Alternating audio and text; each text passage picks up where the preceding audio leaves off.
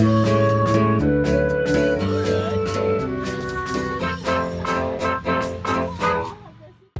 mga titas sa bagong episode ng One Titas. This week we have Tito, Daddy, Mikey.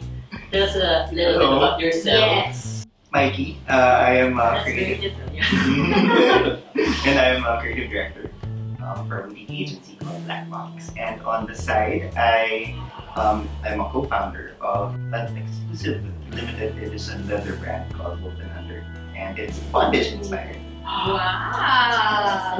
Like this. And to go with our bondage style leather over here is our wine of the week, which is Penfolds Koonunga Hill Chardonnay, galing sa South Australia. And if you want to know more about this particular Chardonnay, just check out the video over here. The link is down there from Ybañez. Just down there. Okay, so Tita Rai, Let's try this. how does it taste like?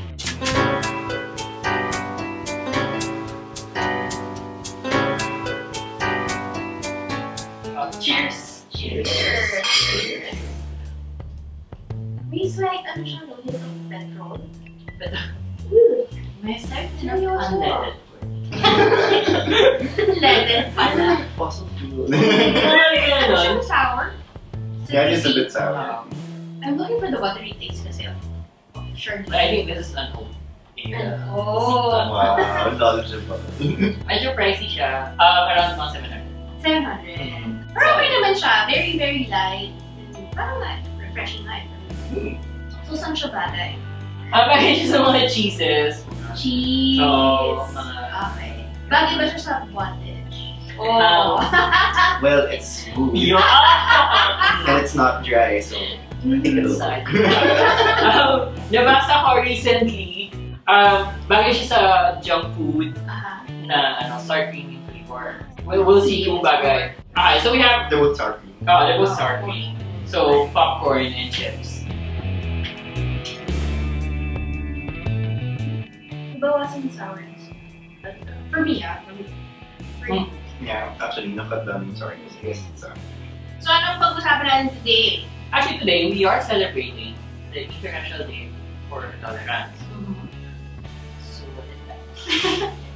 For you, what is it about? Well, tolerance right now is a very important thing to talk about, especially because people always try to hide behind the guise of speech, convenience, this is my opinion. It's a paradox. For me, tolerance is a paradox. You cannot be tolerant to the intolerant because being tolerant to intolerance will kill tolerance. Sa akin, the term tolerance, for me, parang when you tolerate something, walang effort for you to understand what it is that you're tolerating. Like for example, in the LGBTQ community, in the Philippines are accepted or merely tolerated, or worse, or they just relegated into a certain role or stereotype. By the way, speaking of LGBTQ community, this Tito, Daddy, Over here. Mikey coordinated the last organized. I was part of the communications and campaigns committee. Ng Pride March. So, mga Tito and Tita, ano yung mga bagay na madalas na tolerate on a daily basis? Ako, work ethic of other people. You try to tolerate na lang instead of fighting or debating, di ba? Parang just to avoid stress and yung bad blood between the two of you or kung sino man. Ikaw, Tito.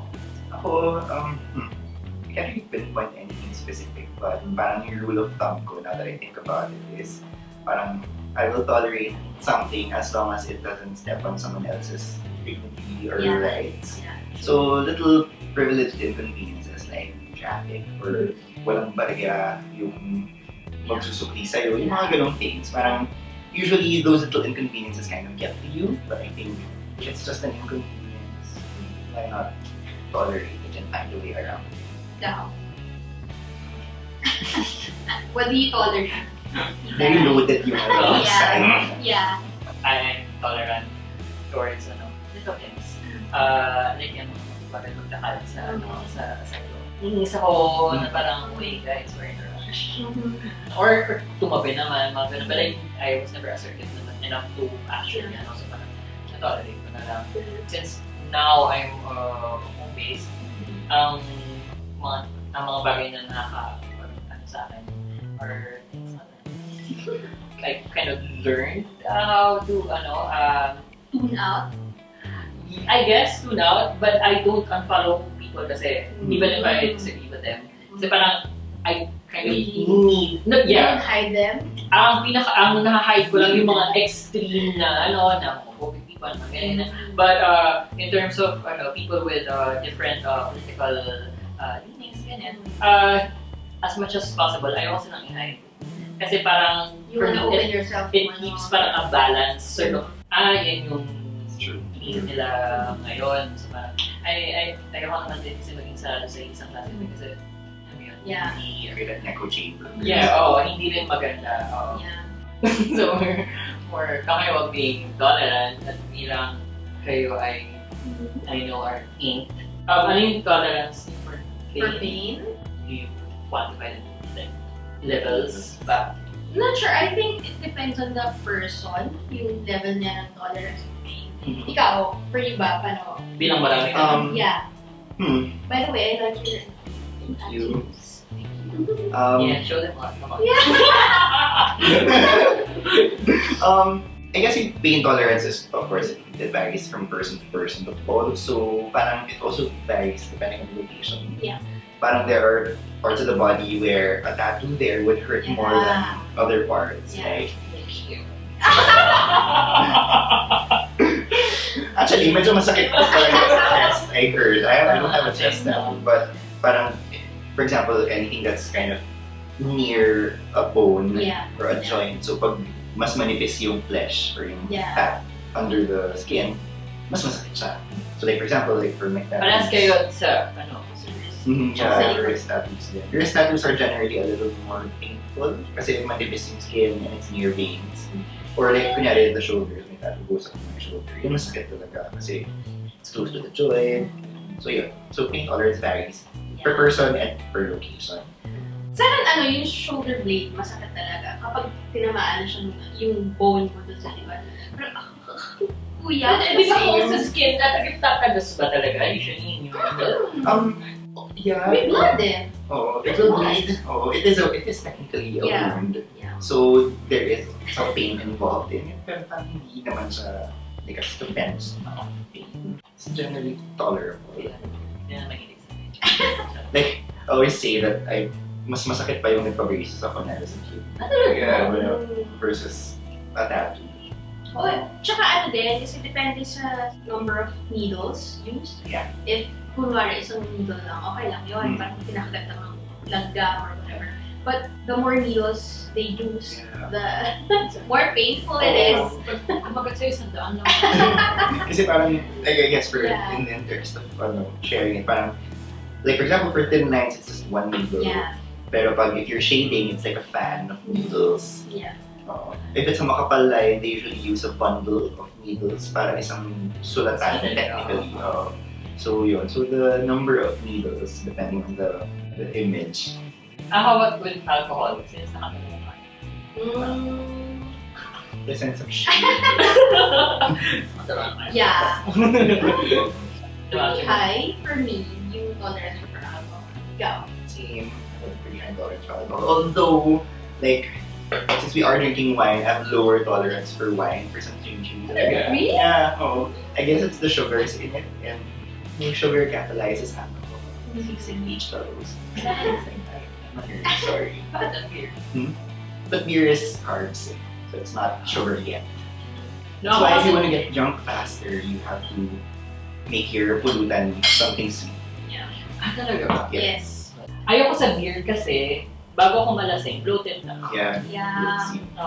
So It's liquid bread. We want to know more about this, the thing that you do. Perfect chapter tolerance. So, Yes. because in bondage, you have to have your secret word. Parang if you're reaching your threshold, you have to have an agreed upon word between you and your partner. When you Ano ko nakalimutan? Oh my god. That's why it has to be Easy easy to to remember. remember. Isa pwedeng like some German word. Yeah. I could wish or something. What's the inspiration? Yeah. Tell us With more this, about it. syempre, kinuha ko Sige. sa'yo. Yeah. Wala akong alaman. Well, obviously it's bondage inspired. So, it's leatherware. Oh, it's a detail. Yeah. So it's like a fashion accessory. Yeah, But it is. it is bondage inspired. So yung mga traditional harnesses that they wear in Folks on the street. But it started because me and my best friend, we just like making things with our hands. And we've always wanted to find bondage stuff in the Philippines. But we couldn't find them, so since we were a crafty bunch, we just kind of experimented with them. I've always been interested.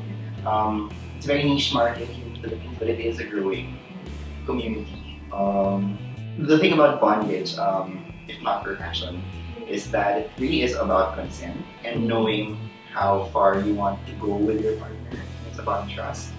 So I think a lot of it really is about, again, tolerance. If you're with a partner who you do not trust, or if you're with a person who is intolerant, parang will not accept your limits. Whether Or try to understand what you're into. It's really about consent. People have this mistaken idea that bondage is about pushing someone to do something that they don't want to do. But on the contrary, it's the opposite. It's agreeing to what you want to do. People just think it's parang, it's wild, you go crazy, but no, it's an agreed upon set of standards and rules. So yung mga Titas natin out there, Titas and Tito, kung gusto nila kumuha ng mga accessories, where can they go? Yeah, add us on Instagram or on Facebook, Wolf and Hunter. WOLFE AND and Hunter HUNTR. So no E for the Hunter. Put it sa Wolf. Sa Wolf. Okay. And we can customize. So if you want a specific design or a specific function for your harness, we can definitely talk about it. Hindi pagawa na pala ng harness na as in harness siya na nakasabit. Yeah, there are some orders who orders where people ask us if it's strong enough for light tugging or suspension play. So it is, although in the Philippines, medyo difficult to look for materials that are strong enough for that. But yeah, we do customize depending on your requests and needs. What's the weirdest na pinagawa ever? We had a harness made that went down to the guy's special place. So Okay. Like, no, it latched around it. So yun. We weren't able to make it because there was a request for a strap-on for a very adventurous pair of girls. So they're amazing sa akin. I mean, we love crazy requests. Because it's when we do our bazaars or when we display our items, we always get parang clutching of pearls reactions. What is that? Or like, they ask us what it's Sing for. mga titas gano'n. Yeah, some Kailangan titas. may pearls! No, literally, some titas are like, because we join makers markets and artisanal crafts places, so kind of like the bad boys, I guess. Because we have mga harnesses though. But we also get really interested couples, for example, who are so unassuming na parang they're just a regular middle-aged couple who will ask us about a harness, what it's about. So it's very interesting. And again, brings us back to the topic of tolerance. Because like in the Philippines, sexual liberation is so intolerated. Yeah. If there even is a word, parang if you talk about sex, if you talk about pleasure, parang no. Diba? To quote Nadine sa mga, Nadine, what's her name? Sorry. To quote Nadine Luster. 2017. Yeah, to quote Nadine Luster, it's 2017. Yeah. It's a fun thing. Never thought it would go this trajectory. When we started the brand, we were just really a bunch of guys who wanted to make things that we wanted to wear. It's interesting because that introduced us to amazing artists like Joyen Santos, who's a burlesque dancer. It's one of the pioneers of kink play and kink performance. Oh yeah. So it's a small circle, but it's a circle of people who are very tolerant of each other. It's an amazing crowd. Parang if anyone here is interested about bondage or kink play or whatever, yeah, no, it's true. Parang Cruz people usually are titas and titos. Diba? Try! Parang na po yun. I mean, I know we really hate being associated with 50 Shades of Grey kasi marami siyang not so proper thoughts. But it gave people a venue to talk about sexual relation, sex positivity, which is a great thing and it's something that we usually shy away from. That's it for this week, mga titas. So if you want to learn more about bondage, BDSM, or if you want to wear accessories, like parental, just check out Tito Mike's Wolfen Hunter page with the links below. And if you guys have any comments, suggestions, if you want us to try wines from Australia, or if you want to guest on our show, just let us know. Yes. Thanks for listening. Bye. See ya. Bye. See ya.